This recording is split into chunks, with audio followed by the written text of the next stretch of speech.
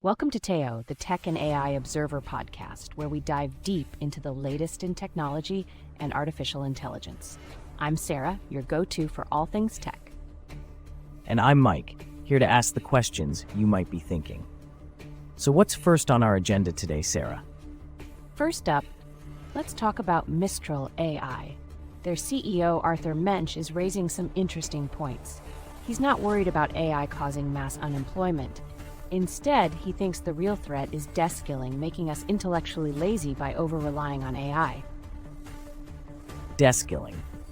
So he's saying we'll lose our critical thinking skills? Exactly. Mensch believes that if we just accept AI outputs without question, we risk losing our ability to think critically. He suggests we should actively review AI outputs to stay engaged. So instead of replacing jobs, AI could shift them to focus more on tasks that need a human touch. Precisely. It's about keeping us engaged and ensuring we don't just passively accept AI-generated information as truth. That's a refreshing perspective. What's next on our list? Moving on to Nvidia. They're making waves in the tech world by launching a quantum computing research lab in Boston. They've partnered with Harvard and MIT to focus on quantum error correction and hybrid computing. That sounds like a big deal, but I heard there's some controversy too? Yes, there is. Nvidia-backed AI firm Perplexity is facing legal threats from the BBC over content scraping. It's a reminder of the growing intellectual property disputes in the AI sector. Despite that, analysts are still optimistic about Nvidia's stock? They are. The promising outlook for Nvidia's tech advancements keeps the stock ratings strong. It's a fascinating balance of innovation and controversy. Indeed. What do we have next? Next, let's talk about Quantum Computing Inc. Their stock fell by 11.03% recently. Ouch, what happened there? The decline is due to concerns over their financial health. Even though they reported a $17 million quarterly profit, it was a misleading non-cash gain. They actually had an operational loss of $8.3 million. So investors are cautious because the revenue isn't there yet? Exactly. Despite potential and a NASA partnership, the minimal revenue makes it a high-risk opportunity. Sounds like a roller coaster for investors. What's our next topic? Now, onto Thinking Machines Lab.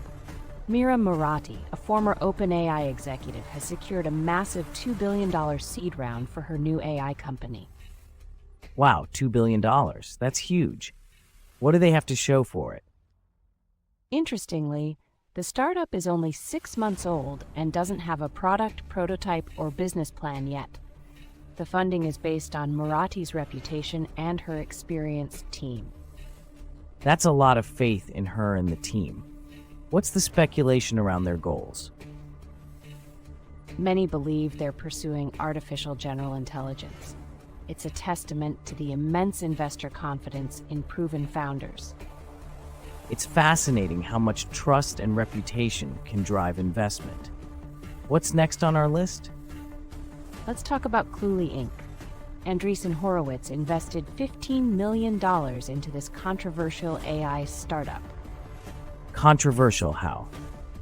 QUBT is known for its Cheat on Everything campaign, helping job candidates cheat in interviews.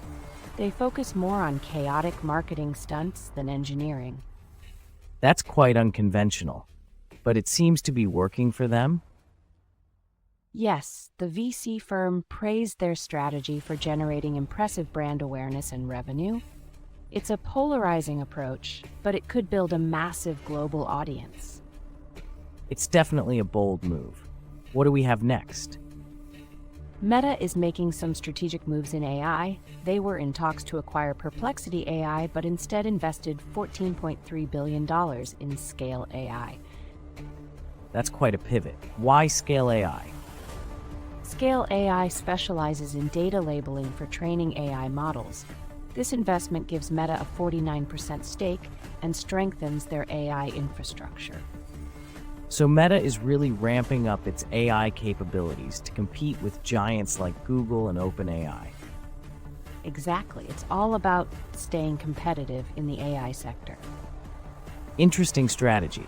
Let's move on. Next, we've got some news from the art world. Comic artist Paul Pope is making a comeback after a decade-long hiatus. That's exciting. What's he been up to?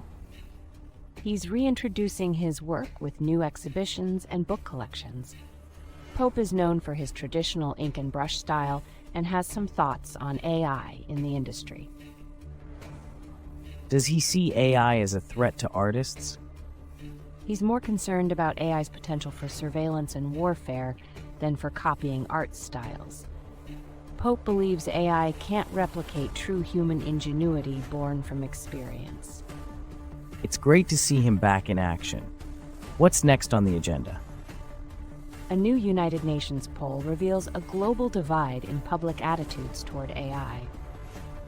How so? Trust in AI is highest in China and other developing economies, where it's seen as a tool for progress. In contrast, wealthier nations like the US and Germany are more skeptical. Why do you think that is? It likely stems from developing countries focusing on AI's potential to solve problems, while richer nations worry about negative impacts like job loss and disinformation. It's an interesting divide. Let's see what's next. Vivek Ramaswamy is arguing that AI is set to displace white-collar jobs, putting skilled trades in the spotlight. So which jobs are most at risk?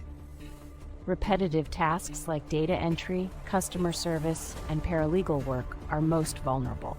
In contrast, jobs requiring physical skill and human interaction, like electricians and teachers, are expected to remain in demand. And what about jobs related to AI itself? They'll thrive. Roles like machine learning engineers and data scientists will be crucial. It's a fundamental restructuring of the workforce. It's a shift that could redefine job markets. What's our final topic? Lastly, an AI model suggests the supermassive black hole at our galaxy's center is spinning at nearly top speed. That's fascinating. How did they figure that out? The AI analyzed previously discarded noisy data from the Event Horizon Telescope, but experts, including a Nobel laureate, are skeptical. Why the skepticism? They warn that the poor quality data may have biased the model, leading to a distorted image. The research team plans to refine their AI with higher quality data.